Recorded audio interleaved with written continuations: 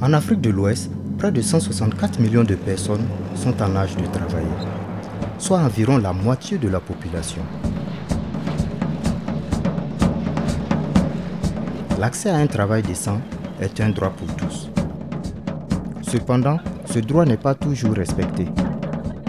15% de la population sous-régionale est handicapée. Le BIT estime que 70 à 80% des personnes handicapées n'ont pas d'emploi. Et la Banque mondiale estime que 20% des personnes les plus pauvres au monde sont les personnes handicapées. Pourtant, la Convention internationale relative aux droits des personnes handicapées a été ratifiée par la plupart des pays ouest-africains. Il faut que la Convention devienne une réalité.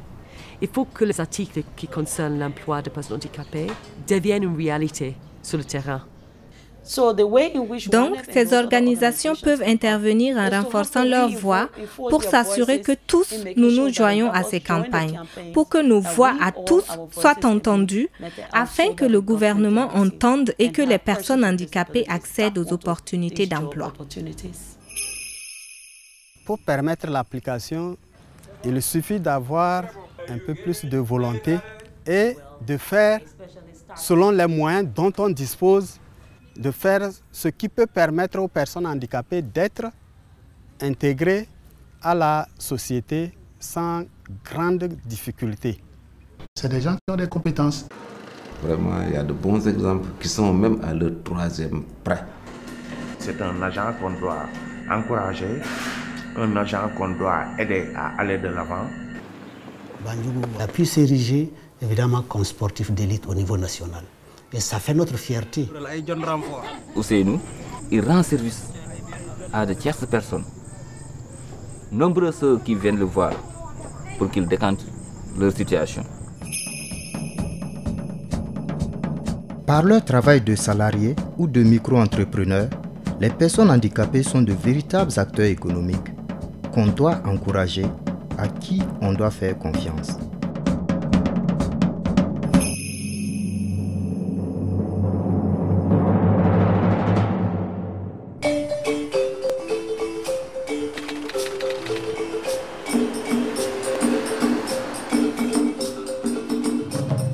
Ricardia Denis vit à Monrovia au Libéria.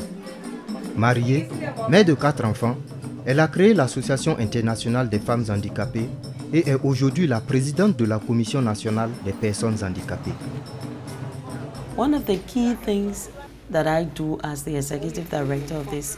Une des choses essentielles que je fais en tant que directrice exécutive de cette institution est de m'assurer que les programmes et les activités sont mis en place en vue d'améliorer la vie des populations. Je représente le gouvernement dans les différentes réunions et fonctions qui sont liées au handicap. Je travaille en collaboration avec mes adjoints et mon équipe pour voir comment encourager les changements positifs dans la vie des personnes handicapées. Donc, ma fonction consiste essentiellement à travailler en collaboration avec mon équipe et les autres acteurs nationaux pour assurer une amélioration dans la vie des personnes handicapées.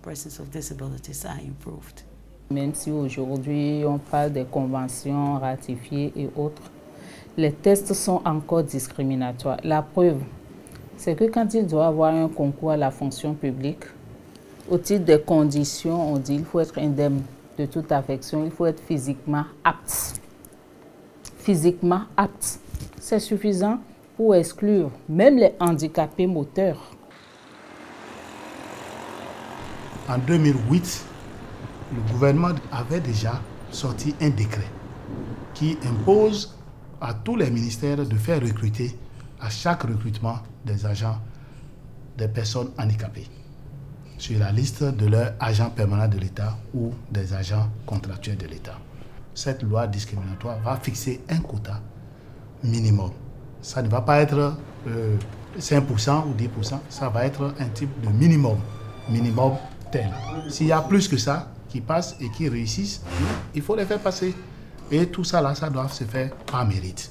C'est parce que sincèrement, ils ont travaillé qu'ils ont été recrutés. Dans des pays où on veut vraiment faire la promotion de la personne handicapée, une entreprise qui sur un personnel de 100 décide peut-être de recruter 5 ou 10 personnes handicapées, bénéficie d'un allègement fiscal qui l'encourage à le faire.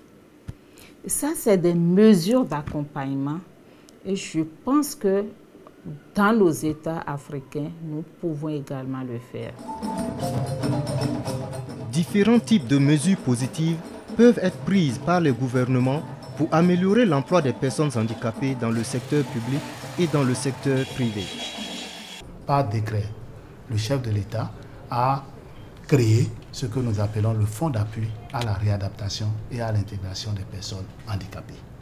Le premier axe parle du renforcement de l'éducation des personnes handicapées. Le second axe parle du renforcement de la mobilité des personnes handicapées. Il y a la réinsertion professionnelle. Il y a le soutien à l'éducation supérieure et à l'éducation secondaire. Mais les personnes handicapées qui ont des handicaps sérieux, qui ne peuvent absolument rien faire, sont appuyées à travers leurs parents, qui parfois sont des indigents. Ces parents sont accompagnés par des activités génératrices de revenus. Un des prérequis de l'accès à l'emploi est le développement de compétences. Ceci passe par des formations inclusives et adaptées, accessibles à tous. Quand je prends les écoles, pour le modèle qui est prévu, il y a toujours des rampes pour faciliter l'accessibilité des écoliers handicapés qui devaient venir avec les tricycles. Ils peuvent venir jusqu'à côté de l'entrée. La prise en compte du problème de l'accessibilité des personnes handicapées dans la construction de ces lieux publics, il faut l'encourager que cela se répète. Apprendre des techniques et des savoir-faire, se préparer à un métier, c'est aussi une exigence des employeurs potentiels. Donc aujourd'hui, vous voyez, quand on l'aide, vous voyez, ça peut apporter beaucoup de choses. Parce qu'il y a des données qu'il n'a pas encore vues, mais il est en train de se débrouiller. Nous ne peut pas faire une formation théorique, ça c'est sûr. Mais au moins en pratique, on peut le former sur beaucoup de choses.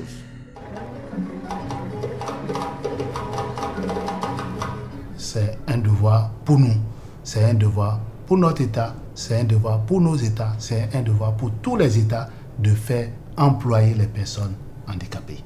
Pourquoi ne sont-elles pas employées? Pourquoi ne leur offre-t-on pas des opportunités? Ne sont-elles pas qualifiées? N'avons-nous pas là des gens qui peuvent apporter leur part à ce pays? Là encore, nous interpellons les gouvernements nationaux et nous devons nous assurer que tout le monde est à bord dans le processus de développement de notre pays. Les personnes handicapées ne doivent pas être laissées de côté.